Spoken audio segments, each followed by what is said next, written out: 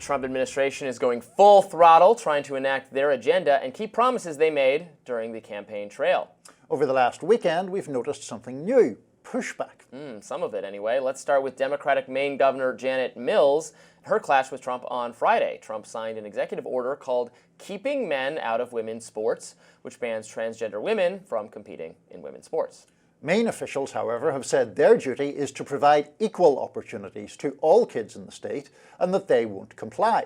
They cite the Maine Human Rights Act. Here's a clip of Trump and Mills on Friday during a White House meeting with the governors.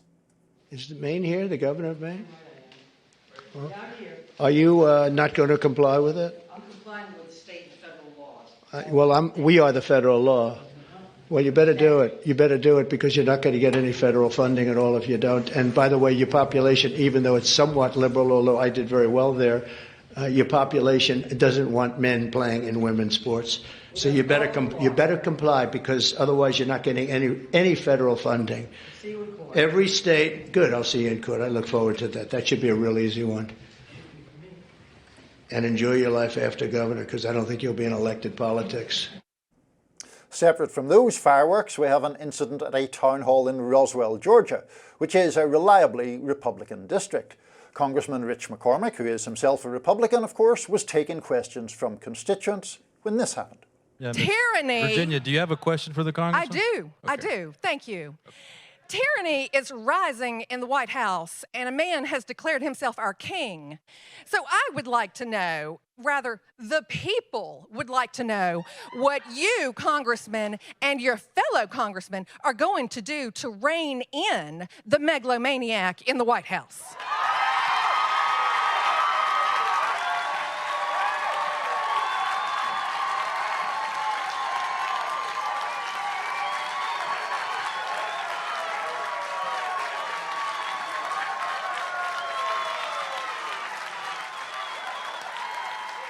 The nation's most famous special government employee, Elon Musk, is also facing pushback, even from some allies. Even podcaster Joe Rogan hinted on his show recently that Musk should be at least a bit more cautious. This is important too because today, now they're talking about Social Security. Yeah. And that people are receiving Social Security that are 150 years old.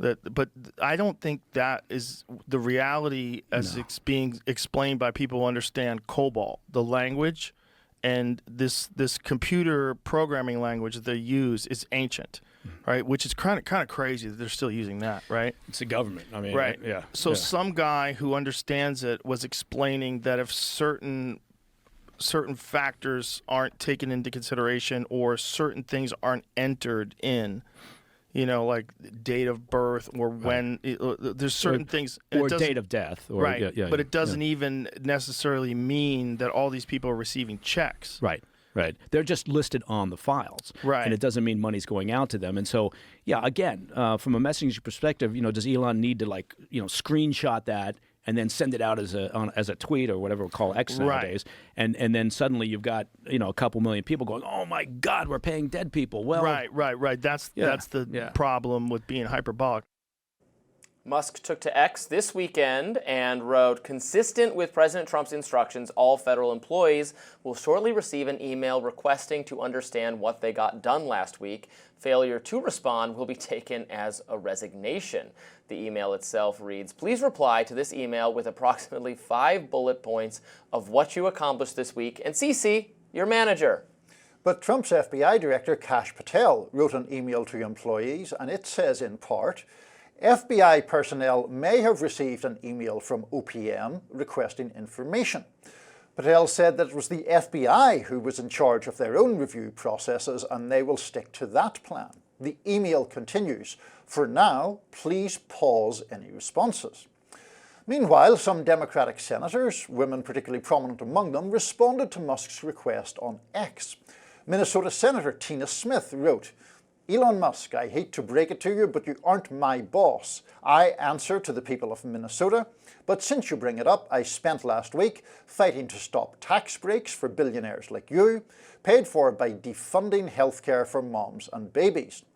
In another tweet, she wrote, this is the ultimate dick boss move from Musk, except he isn't even the boss, he's just a dick. Republican Senator Lisa Murkowski chimed in, writing in part, "If Elon Musk truly wants to understand what federal workers accomplished over the past week, he should get to know each department and agency and learn about the jobs he's trying to cut." And Senator Amy Klobuchar wrote, "5 things I did last week, Musk. 1. Successfully asked you to rehire 300 nuclear and avian flu workers you accidentally fired. 2. Pressed you to pay attention to rising household costs. 3. Stood up for vets. 4. Fought against your tax cuts for the rich. 5. Stood with Ukraine instead of Russia." Conservative communications official Matt Whitlock responded, "So basically, you just tweeted a bunch of stuff." Conservative filmmaker and commentator Mike Cernovich wrote, "Federal employees and contractors are the most spoiled adults in the world. Gold-plated benefits packages, paid sick leave, 6-figure pensions, and they don't even work. 5 bullet points is too much for them to even come up with." Editor-in-chief of The Federalist, Molly Hemingway, wrote the following, "It is hilarious to me that the thing that people in the private sector deal with daily is unfathomable to federal employees. They are freaking out about this, but why not just say quickly what you accomplished the previous week? An opportunity to share your importance, etc." Much to grapple with here. Maybe enormous amounts. We can just start at the end. What is so wrong, Niall, with being asked to supply a number of items that you got done this week? I don't see that as so outrageous to me. There is nothing in principle wrong with saying, "What did you get done this week?" assuming that the question is asked in good faith and it is not accompanied by a threat. In Elon Musk's message, it was very much accompanied by a threat, which was the idea that a failure to respond would lead to the termination of people from their jobs. There is no obvious authority that he has to make that claim. I see representatives of the Maine union representing government employees contend that anything like that would face immediate legal challenge because the authority just simply doesn't exist. I think the problem with it is him giving people an ultimatum whenever it is widely assumed that he's just trying to boot them out of jobs. I mean, isn't that a problem that the authority doesn't exist to fire? I mean, this is why people complain about the government or the public sector being inefficient compared to the private sector. There's no Trump, in his capacity as the head of the federal government, has no ability to fire people who wouldn't respond to an email saying that this is what I actually do.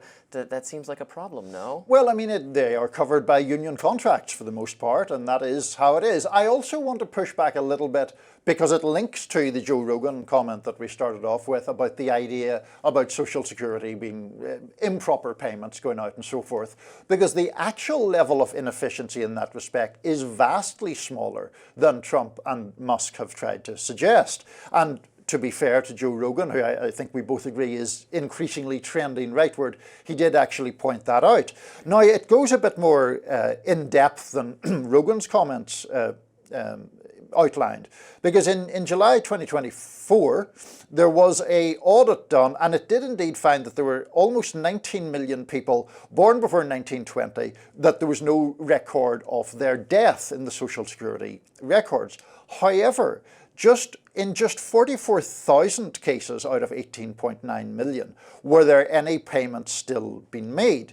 Now, admittedly, there probably aren't 44,000 people over the age of 115, but nonetheless, but nonetheless, it is obviously being vastly overstated by Musk and Trump the extent to which this is a real problem. Yeah, it's been overstated. You know, it's still an issue, and I think the best and affirmative case for DOGE is to doing the overhaul of the technical side of the way government's websites and payment systems work, and trying to upgrade that to be competitive and efficient in a more modern era. I hope they continue to look at those kinds of things. Let's get to a little bit of the other subjects we covered there. I don't think, correct me if you disagree, is the sticking point, is the place where Democratic governors or senators are on best footing to oppose what Donald Trump is doing on the transgender sports order. I don't think I would choose to make my stand on that. Now, it may be the case that Maine has some state law that prohibits them from implementing this federal executive order, and then there will have to be a court case. This, ends up being a messy subject. I often don't like when the federal government compels states to do things. I think states should largely be, I'm more on the side of letting states experiment with different policies, and we'll see who works best. But of course, Democrats and Republicans both do this when they capture the federal government, is try to, force their way on states and withhold funding. So there's nothing new there. However, Trump is probably right that this is one of the most unpopular things Democrats could oppose him on. So this is one of these issues where the divides between you and I take on a kind of complicated shape, because I take the point that making a stand on the importance of state law on this topic is an issue that I have some problems with, because Janet Mills, the governor of Maine, is essentially arguing, I think, that the Maine civil rights law supersedes the federal law. Which is obviously not correct. Which is not correct. And in fact, obviously if you go back to the 1950s and 60s and debates over school integration, it was people on the liberal side who said, well, obviously the federal law supersedes and states just can't go their own way.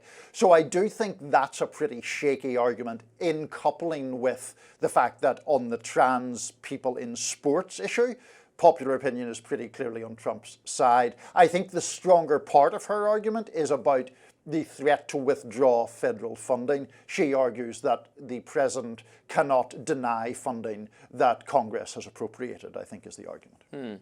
Although that is a common occurrence. I remember criticizing the Obama and Biden administrations numerous times for their education departments threatening to withhold funds to colleges for not implementing a variety of interpretations of Title IX that I thought were just utterly ludicrous, but that's what they were saying. I guess we'll leave it there. It was funny reading that comment from, I think it was from Tina Smith, calling Elon Musk a dick, and I was thinking, you're lucky you're not in Germany. They'll haul you to jail for that remark. Well, I don't know about that, Robby. They will. That's what they said in those that CBS 60 Minutes segment. They said you call somebody a dick, straight to jail, or straight to ticket. Maybe there's a defense for being accurate in Elon Musk's case. I don't think so. All right, we will continue to discuss and debate. Next up, a Jewish gay atheist argues in his new book for more Christianity to help redeem democracy. We'll interview the author of that book. Stay with us.